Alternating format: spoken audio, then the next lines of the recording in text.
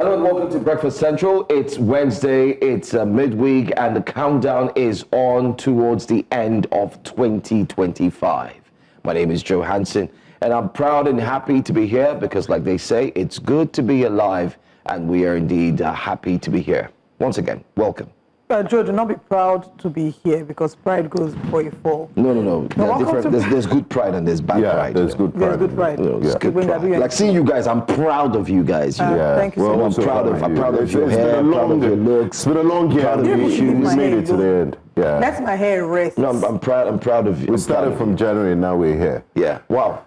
Yeah, good morning and welcome to Breakfast Central. This is where we bring you all the news, insights, and breakdown of the biggest stories happening across the country with the subject matter experts, those who understand the news and can break it down for you in bite sizes so you can understand, yes. And we also give you a potpourri of humor, you know, here and there, of banter, of very serious analysis. So you've made one good decision this morning by joining us. I am Gbenga Aboroa.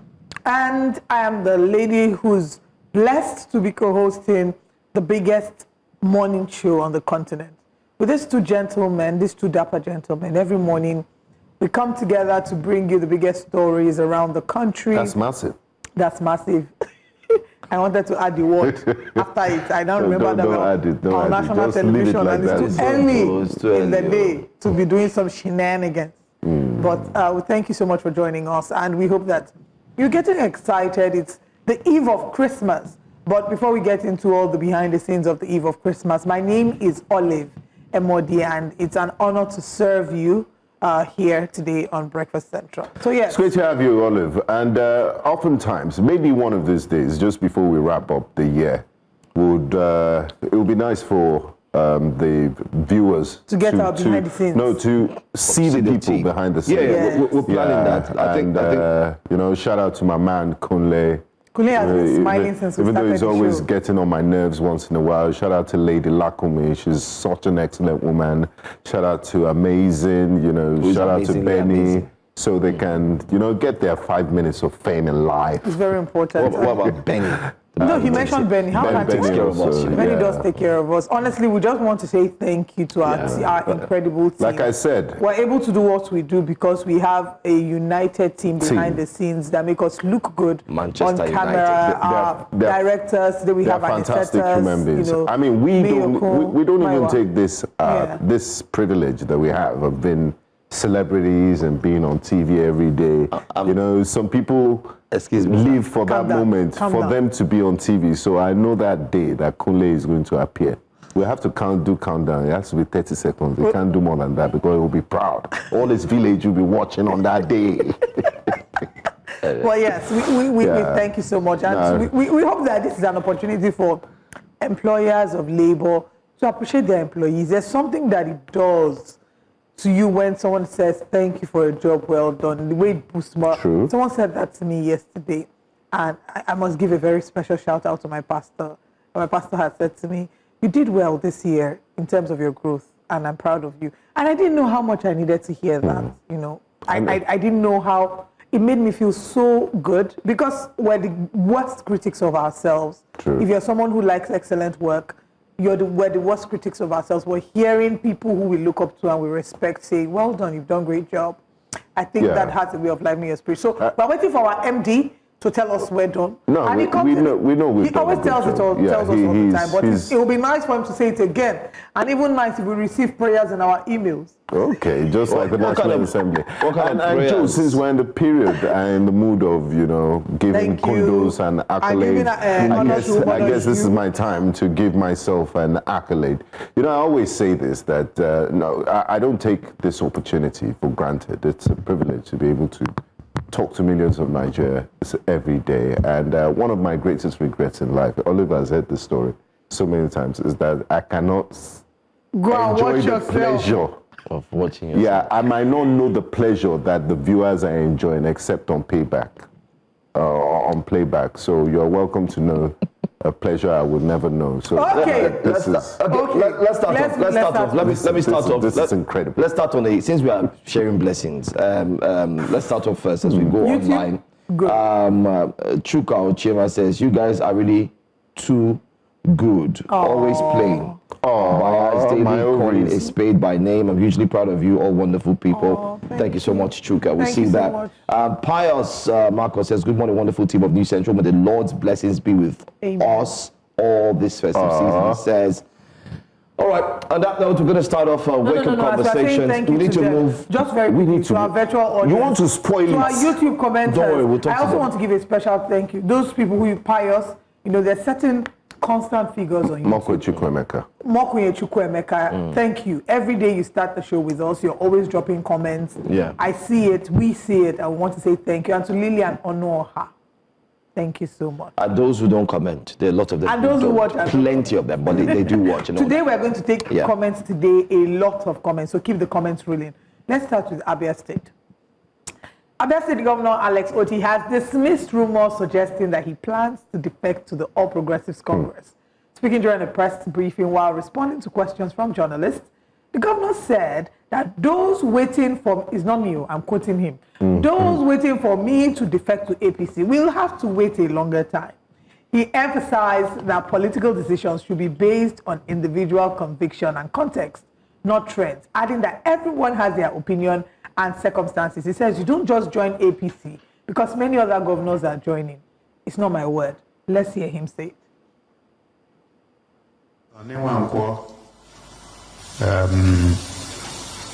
Was asking when I'm going to defect.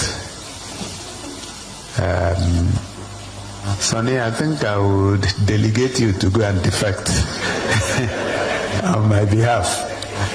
Since you seem to be very certain. And because you work for this day, for the nation, right? So go and clear the way. I thought I had answered this question before to say I'm not defecting. But Sonny wants to force me to defect. And I've now delegated him to go and defect on my behalf. Or are you already there? Waiting to receive me? You wait for a long time. All right. So, well, people have their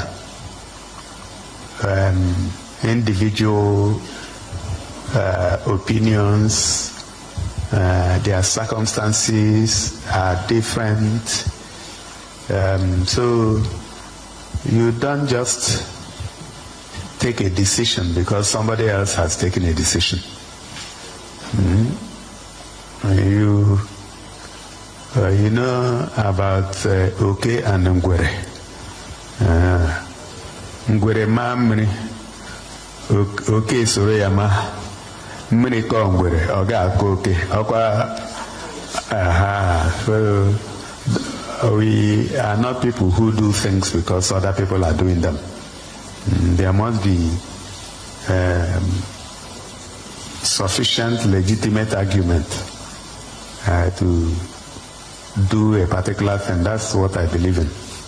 So anytime you come with superior argument on why I should defect, mark the words superior argument.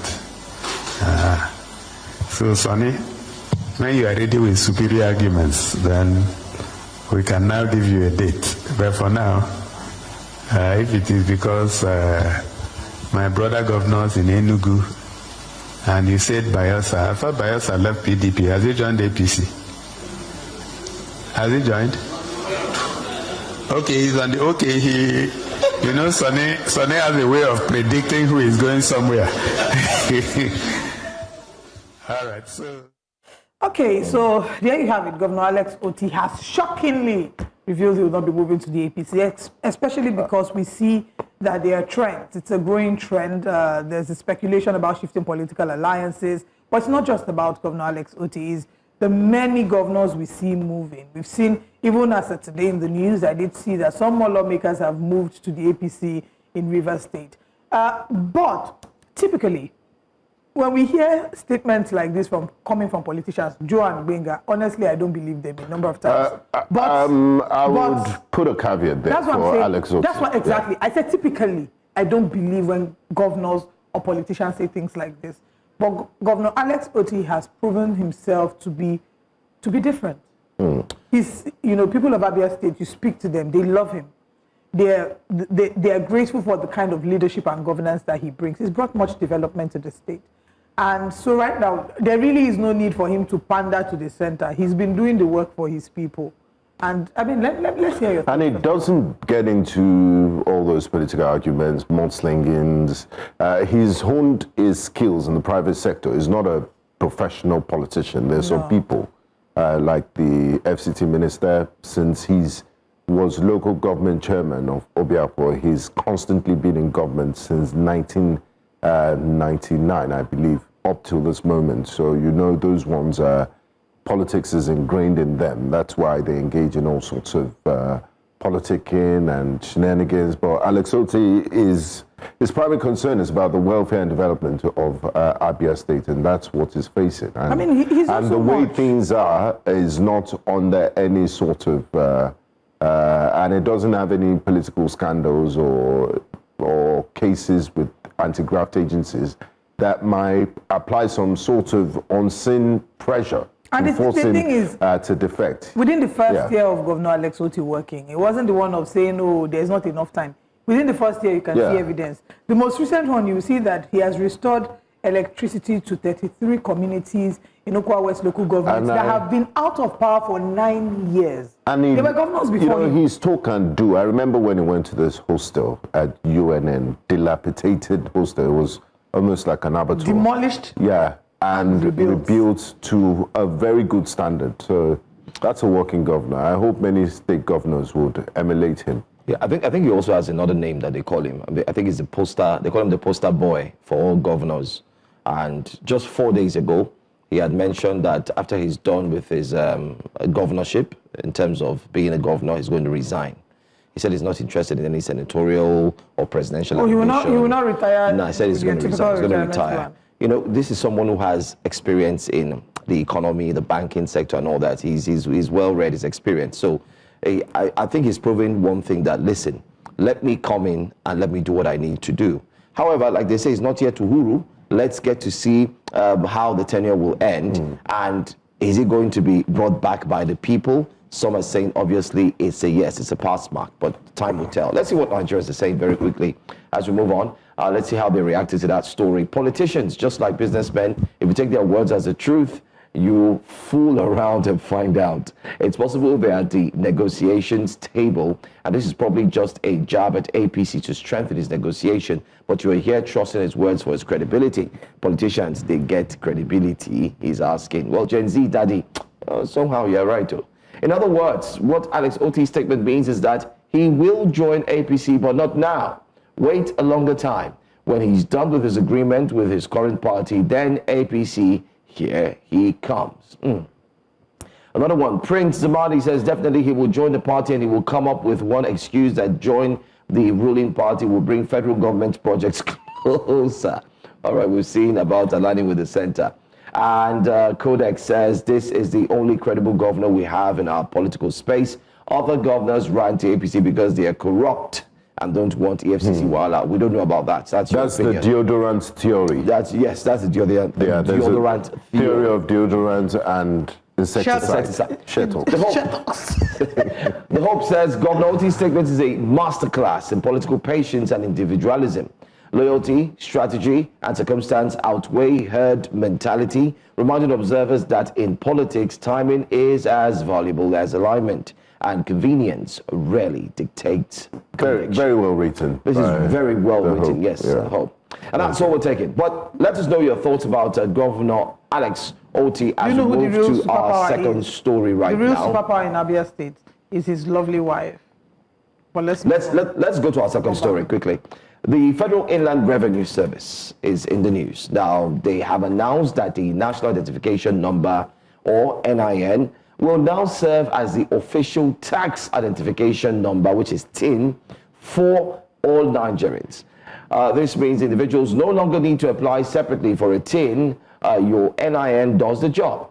The move is part of a broader push to streamline tax administration, close compliance gaps, and align with the federal government's digital identity strategy. Now, FIRS, which will be known as NIRS come January the 1st, says the integration will simplify taxpayers' records, also especially for those in the informal sector, and urge Nigerians to ensure their NINs, which is National Identification Numbers, are active and properly linked to financial and business accounts, as it is now, as it will be required basically for filing taxes, opening business accounts, and accessing government services.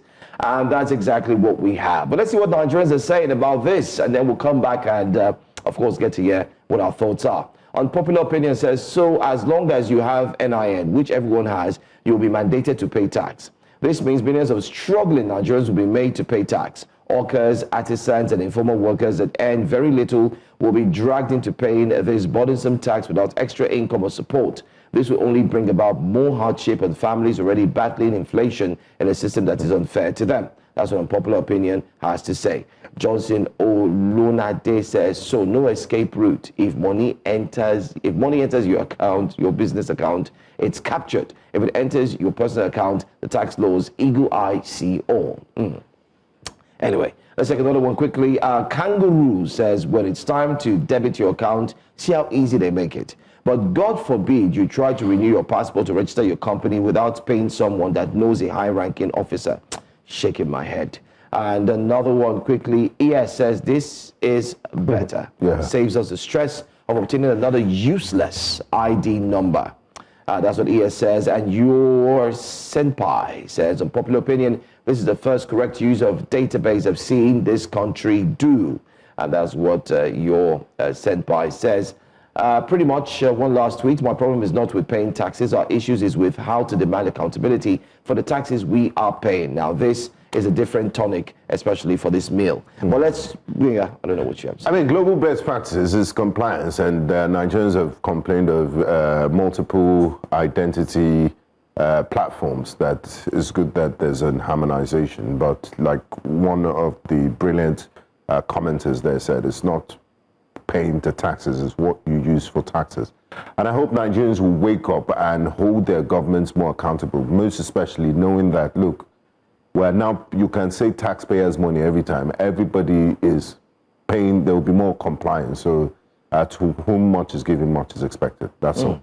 So yes, this move is going to benefit FIRS, because now they're widening their tax bracket, right, or the tax base. Everybody would then have to, you cannot, it's not a selective situation of you, there's no way you can avoid it. Your NIN is your identification, it points to your citizenship, it's your identity as a Nigerian. So it's basically speaking to the fact that every Nigerian is an economic factor, is a part of building our economy. So just like Gbenga said, everyone is paying these taxes, you can't avoid it, they have access to this information. And I agree with that too. I said this is the best use of data that we had, because there's a multiplicity of registrations in our country. So yes, we don't need to go and start looking for tax identification numbers. This automatically works as your tax identification number. But like we said, or like Gbenga said, to whom much is given, much is expected. We need to ask for more. I remember when there was a tweet allegedly being put by someone who said you cannot tax from poverty. Interestingly, a lot has changed, because we're a multidimensionally poor country now, yet we're hammering down on tax. And this is not to say that we do not push for tax. The reason citizens push back against tax is not because they do not want to pay, but there's a breach of trust. They haven't seen a meticulous use of resources as it stands. You give first, and then you expect a return. And leadership is by example. And many would argue that what we've had so far is not been the best of leadership. So it doesn't inspire or motivate you to want to willingly play your part in contributing to the development of our economy. Well, let's hope that things look up going forward. Very sad, though. Very sad in the sense that it's happening in January. Everything is happening in January. And I'm still hoping that maybe there'll be a pushback, but the federal government has indeed responded that the gazetted document is not what is circulating online. May I have one question? NBA is pushing against? May I have one question this morning? put it online. Exactly. If you say, "Oh, this is not it," then show us the real one. If this thing is simple, you are a thief. I'm not a thief. Oh, you stole. I did not steal. Okay, Oga, bring what you have inside your house. Let's see if it's truly yours. Is it a secret document? Exactly. Something that is you're meant to start the implementation on the 1st of January. It's a no-brainer. So that's where I have a problem. You're going to start January, but people don't know what the agreements are. People don't understand what they are going to be paying for. Let's know what we're heading into. It's simple. The analogy is just simple as ABC. So that's just where I think many Nigerians have a problem. And then again, the biggest one is the spending from the top. We see the huge convoys, exactly. the SSA to the SSA, the SA to the items that SSA, keep recurring every year, as if furniture expires, as if spoons expire. Look at the recurring expenditure. Yeah. Look at it from the tax and from the so many from the ridiculous budget. line items. It's high. Even the experts have joined us and said, listen, the government spend is high. They need to cut down. So Nigerians will start wondering, okay, is it our money now that you used to start funding, your SSA to SSA? And I hope that it will make people angrier. Angrier in the sense that when you see bad leadership, you're not, because whether we like it or not, one thing that works for our politicians, so, there's someone who says that Nigerian politicians are, the luckiest in the world.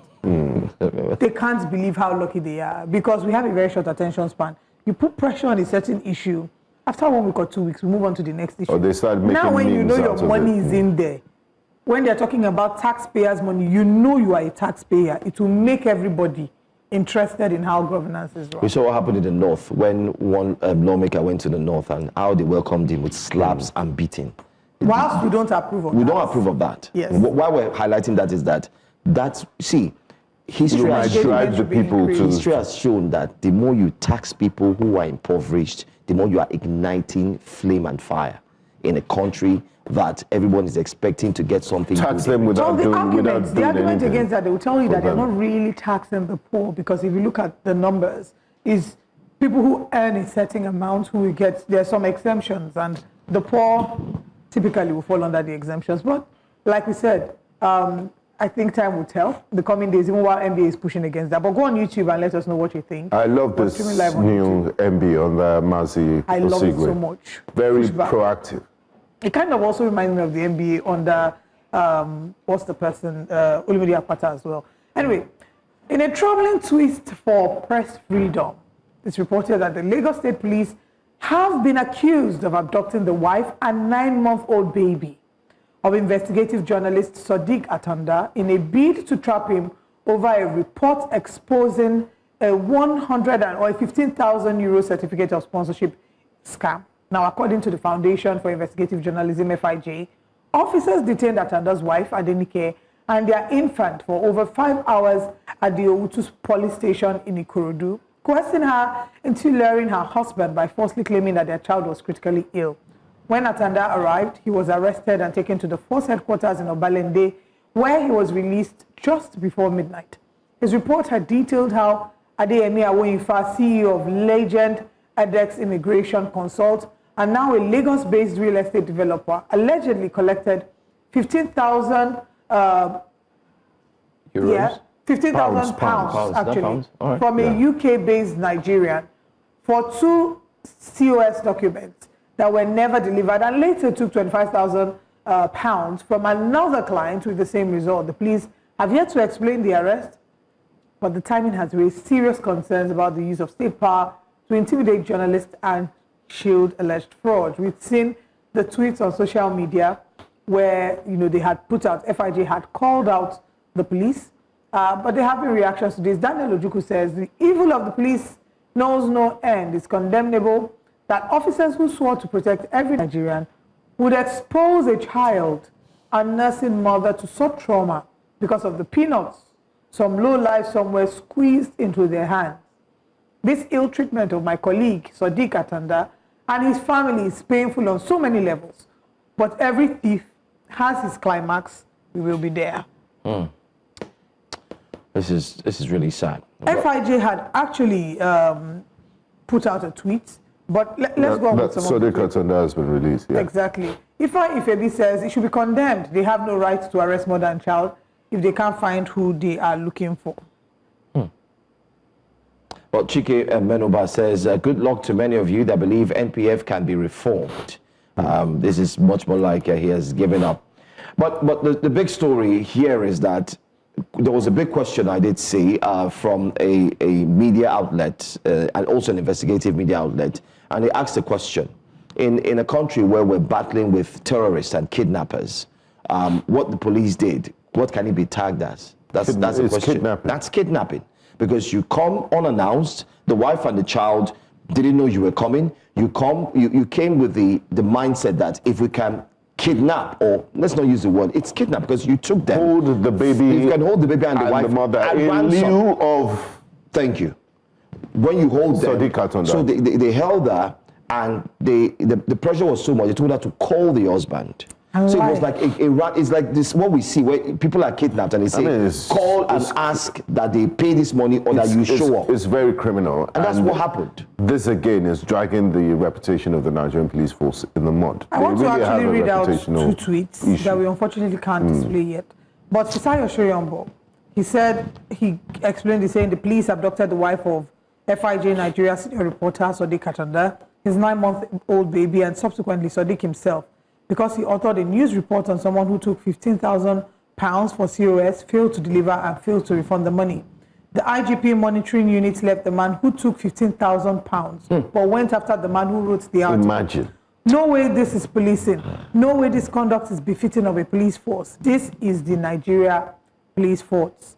Omele Shawari then goes on a long rant. I can't go into the whole details. I'll just take a few excerpts. He says, just spoke with the FIJ publisher, Fisayo Shoyombo, who confirmed that Sadiq Atanda, a senior reporter at FIJ Nigeria, has been released by he uses a word to describe the DPO of Obalende police station in Lagos. He then says, what is deeply disturbing is how the police held his wife and their 9-month-old child hostage, effectively taking them as ransom. That's kidnapping. They forced the wife to call Atanda, falsely claiming that the child was sick and that they were at the hospital. When Atanda rushed over in panic, he was immediately handcuffed and detained. A journalist, too. Yes. A journalist. I mean, nobody should be arrested. No, why I'm highlighting a journalist is that journalists, whether you like it or not, journalists, as they're referred to as we're referred to as the fourth realm of the society, a journalist also aids the police to do their job. The journalist has done the job, he has reported the incidents, he has done his investigative, he has, if you look at that article, according to a review of that, a preview of that article, he had all the details. He spoke with the person who had paid the money. He had all information. But there's a response to that. And he brought it forth to you and to the public. And they arrested them. Was it not time for the police to stand up and say, who is the person who committed this? But the police has responded.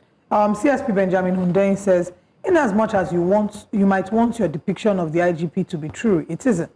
I was with him last night when Mujid Musikliu of the International Press Institute reached out to me about the arrest. I promptly informed the IGP and he was miffed.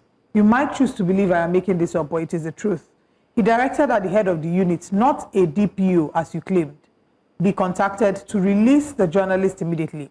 I updated Mujid accordingly. The IGP was particularly angry that this came up at a time when the police had pledged and had taken tangible steps to ensure press freedom. He equally ordered that the head of that unit be sanctioned for his conduct. IGP Egbetokun does not want and would not condone any setback. What's the nature of the sanction? Why can't the head of the unit be named and shamed? This is kidnapping. This is bringing the entire reputation of the Nigerian police to disrepute. You can't treat it like, oh, it's with kid gloves. This is and you know, Mr. Benjamin Hunde is saying it like, oh, you might choose not to be. Of course, I believe everything you said, but what have you done? You haven't done anything. This is criminal conduct. It's kidnapping. So the thing okay, is, you released, but you committed a crime in the first place. You committed a crime. Yes. A very serious crime. You've caused trauma, embarrassment. What compensation would you offer Sadiq Atanda and his family? That is criminal. That's and trauma. Look at the trauma the wife will be going from through. the police. Trauma. You expect them to act in a more responsible fashion, knowing that they are law enforcement officers. They are held to a higher standard, and you can't just say it will be sanctioned. Let's go to sleep. End of matter. No, it's not end of matter. We're not going to end it. If you don't make an example out of this head of unit, I don't even know why he hasn't been named and shamed. then that's typically the MO continue to. They hardly do the whole cover. Yeah, it's like a old boys club. Yes, a trade union. You know, looking after each member's interests until we see a harsh penalty, until that person is named and shamed. We're just awaiting the next scandal that will break in the Nigerian police. This is not something you sweep under the carpet. This is a serious story. You know, an infant, a mother forcing her to lie.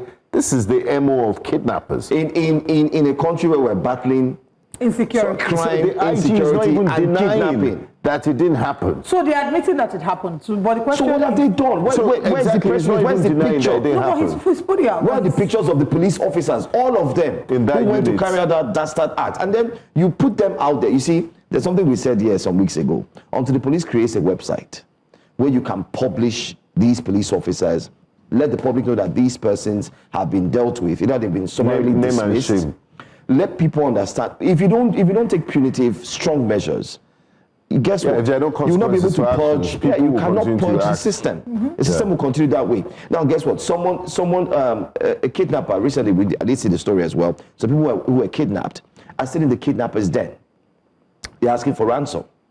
Now, a police officer in broad daylight, not in the rural area, in urban area, goes to carry out the same act. What's the difference? Semantics or possibly just name change? Tomato. In this case, maybe they wore uniform, so it seemed like they were more. They need to understand that that act alone that you carried out is similar to who they are now tagged as terrorists. I mean, that's kidnapping is now terrorist. I bet you know. That's a dismissal offense. Dismissible offense. Yeah. All right. I mean, just to mention that the police, through Benjamin Hundeyin, has said they acknowledge what has happened, that the particular police officer is being disciplined, or they're handling it. But like you said, there should be we need more and transparency. You know what? That if care is not taken, we're saying it here, and we hope that Benjamin Hundeyin is listening to us, and we hope that he would respond again. And the response is, please, let's put out a press release. Let's understand. I think all journalists should come in solidarity in terms of come together and ask that action be taken. The truth I agree with you. The truth is, the police officers will do their job better when they have journalists who are equally doing a better job. And that's the fact. If this young journalist has gone forth in digging deep, all the police officers needed was to tell him, thank you very much. In short, the person whom you accuse has even come to us to offer. There's no way you will say that the person did not offer anything. Yes. But the police officer that's on their own. A police officer that something is wrong with you, you go there, you report, they say, there's no fuel in the car. You have to put fuel in the car.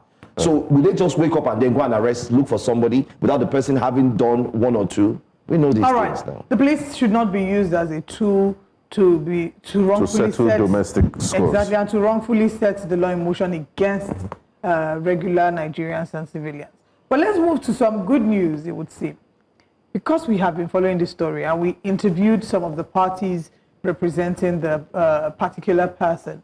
After 11 years on death row, Sunday Jackson is finally a free man thanks to a state pardon granted by Adamawa Governor Ahmadu Fintiri. Jackson was convicted back in 2014 for killing a herder in what he insisted was self-defense during a clash on his farmland. His case sparked outrage, with many calling it a miscarriage of justice. His case drew attention nationally and internationally, and there was pressure after U.S. Congressman Riley Moore shined a spotlight on his plight, describing it as part of what he called Christian genocide in Nigeria, and publicly calling for Jackson's release. Jackson's story is one of survival, controversy, and a long wait for justice, and it has now come full circle as he walks free alongside others granted clemency in the governor's latest round of pardons. Let's once again replay Riley Moore, U.S. Congressman Riley Moore's statement when he spoke on behalf of Jackson Sunday. Nigerian government to take a look at pardoning Sunday Jackson, who is an individual who was fighting for his own life, defending his life against one of these Fulani militants. That Fulani militant lost his life in that struggle, and now that person, Sunday Jackson, is facing the death penalty. Now, where's the justice in that? Where is the justice in that? And all these Fulani militants are breaking the law. They are breaking Nigerian law. And so this Sunday Jackson disarms this person with a knife, protects his own life. He's going to prison and now faces the death penalty. And Fulani militants just roaming bands of them with AK-47s, and that's no problem. You are so right about this question of prioritization. Well, let's get to see what Nigerians are saying concerning this latest update on Sunday Jackson. Let's go on X. Hallelujah to Jehovah. When Jehovah turns down the captivity of Zion, they are like men that dream dreams. Yeshua be praised. Mastermind says. I don't know if he said it that way though, but you know. He should watch his back because those who freed him still want him dead for killing a Fulani terrorist. We don't know if it's a Fulani terrorist. Let's just be mindful. A terrorist is a terrorist. Doesn't matter where it comes from. The act is what counts. It's haram in their evil religion.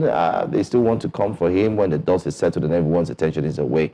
Kelechi Ambrose, well, just to educate you, if one carries out an act that's terrorist in nature, it's on the person. It's on the person. It's not on tribe or whatever. So please let's take note of that. Jackson is free after 10 years. His only offense was to have defended himself using the weapon the header attacked him with. Congratulations to Jackson. Dong, your hometown will tangle all night. They never stop believing you would be free someday, Ira says. And if we have one last one, let's take one last one. This is a great development. I can't believe it took President DJT to get the Nigerian government to start acting like a responsible government, he says. Thank you, Godwin Love. That's what we're going to take on this story as well. Of the truth post by President Donald Trump. Yes, he caused a lot of movement in Nigerian political. And now we have the U.S. Congressman Riley Moore. He says, Sunday Jackson is free. Thanks be to God, more to soon come. Very good news. And to add to this good news, I don't know how you guys will take it, if it's good news or not, or you take it with a pinch of salt. The federal government says they will start deleting the accounts of those bandits and terrorists. As they should. On TikTok. Yes, as they should. I mean, should do on social media. What about deleting these individuals in real life? Delete their social media. And doing something about, doing something about that. But it's good to see some movement towards eradicating this menace from our society. Like they say, when the federal government does well, Nigerians hail. When they don't, they sigh. All right, just to take a few questions, comments very quickly. We have from Chuka Ochiama says, even if Otti joins APC, it wouldn't still make suffering Abians to vote for Tinubu Cup 2027. Ochodi says, very good. So let's also vote with the NIN. Chikena. I mean, it makes sense. Okay. That's true. And then the final comment, Timo Ubiko says, Nigeria is totally under an evil spell. The case of Sunday Jackson is a classic. Our National Assembly never even discussed his matter. Wow. Did they even do a town hall on insecurity in the country? You are talking of Sunday Jackson. Well, did you see what happened in the Congress? How it was very emotional for hours. Yes, and then in your own country that these things are happening. You move on to prayers. First Lady has invited us for dinner. The one thing you would know is that even if they do not hold town halls, here in New Central, we will always hold town halls in different parts of the country. Bring the stories Bring in the stories that matter to you because your voice matters and your experience matters.